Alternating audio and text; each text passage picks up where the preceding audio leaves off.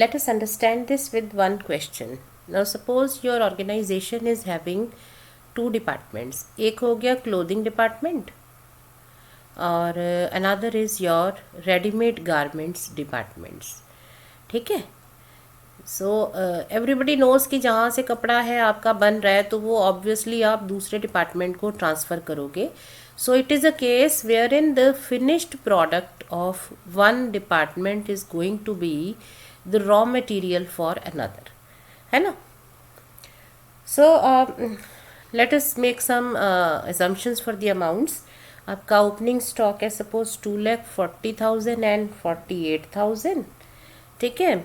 Purchases दे रखी हैं 18 lakhs and से 24,00,000. ओके.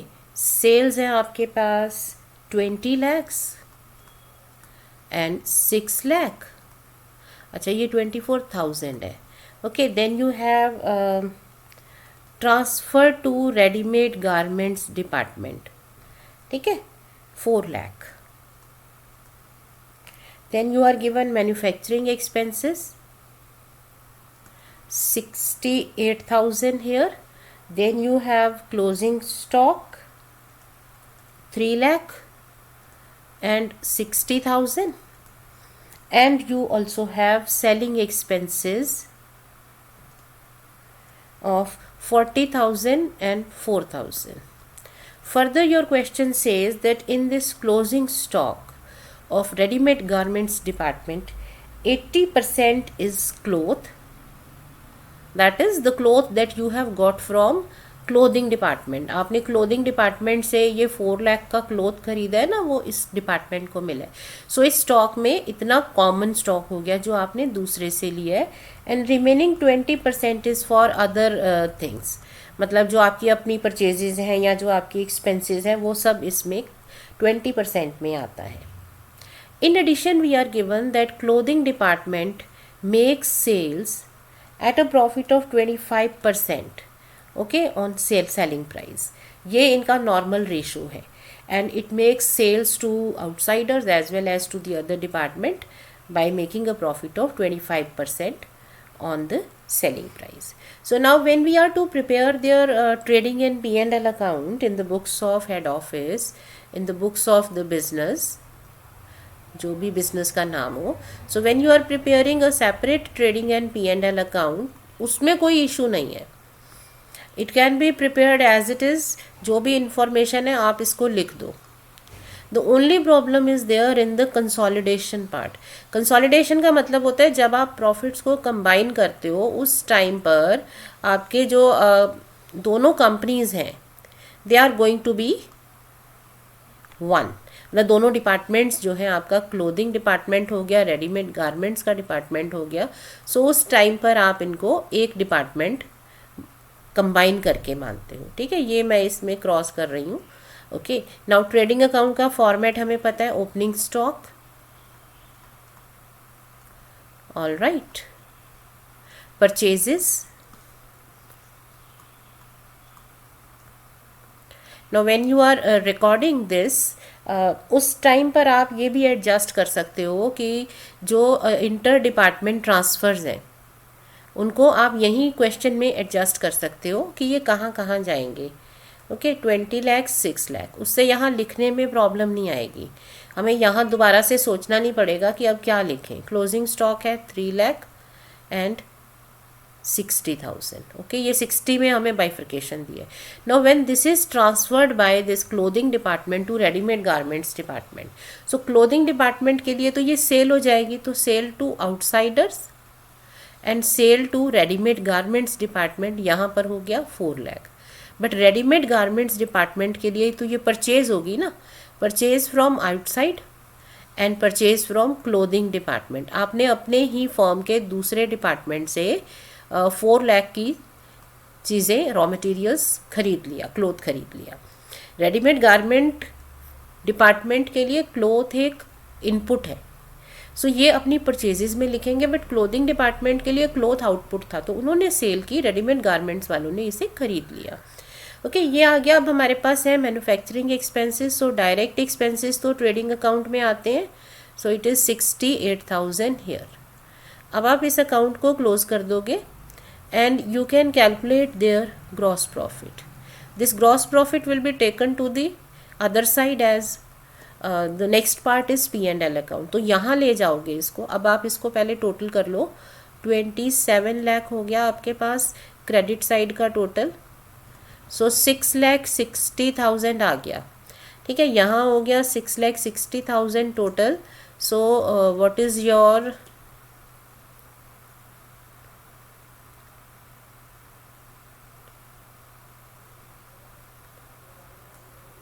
1,20,000 आ गया आपका ग्रॉस प्रॉफिट। ठीक है, now in order to calculate net profit we are to record all indirect expenses. So we are given selling expenses 40,000 and 4,000। ठीक है, तो आपका नेट प्रॉफिट कितना आ गया 6,20,000, डेबिट और क्रेडिट का डिफरेंस 1,16,000। ठीक है ना।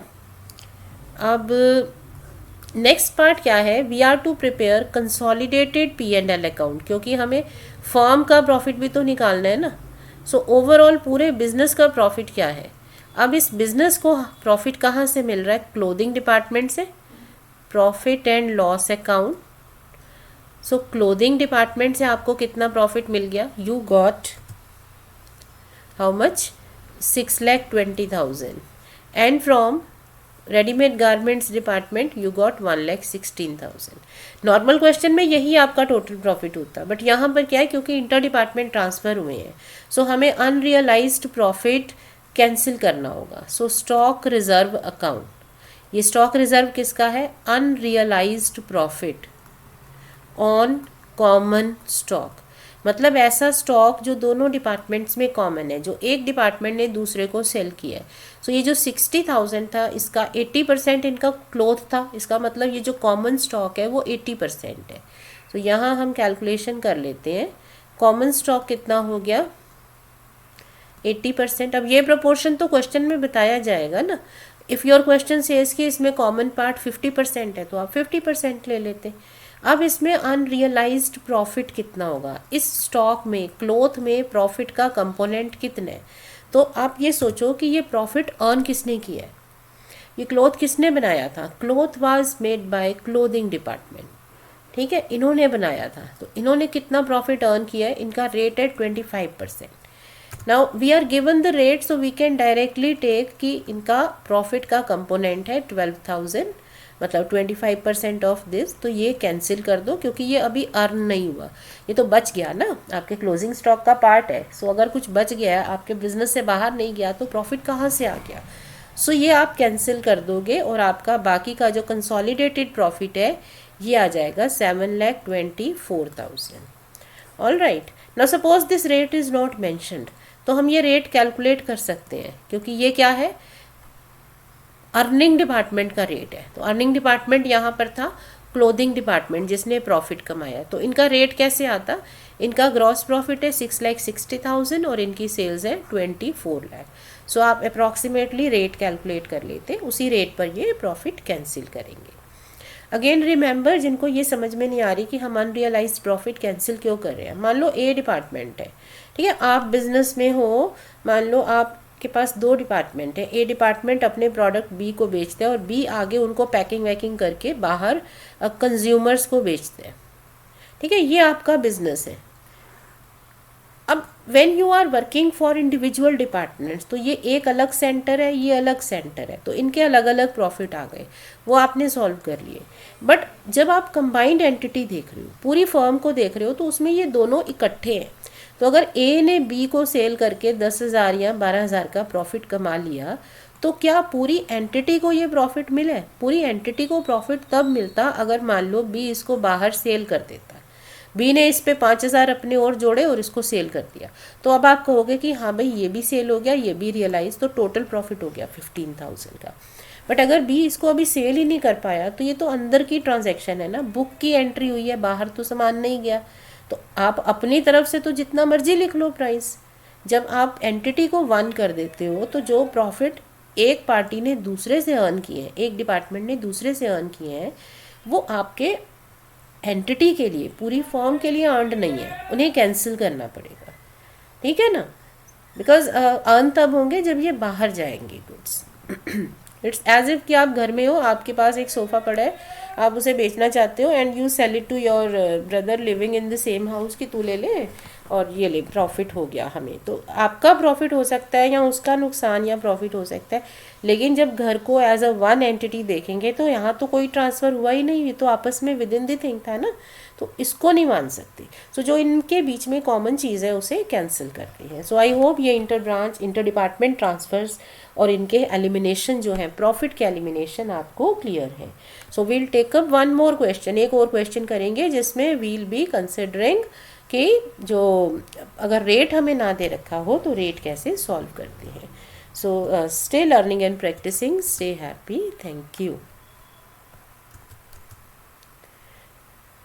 So we'll solve some more question on this. So stay learning and practicing, stay smiling.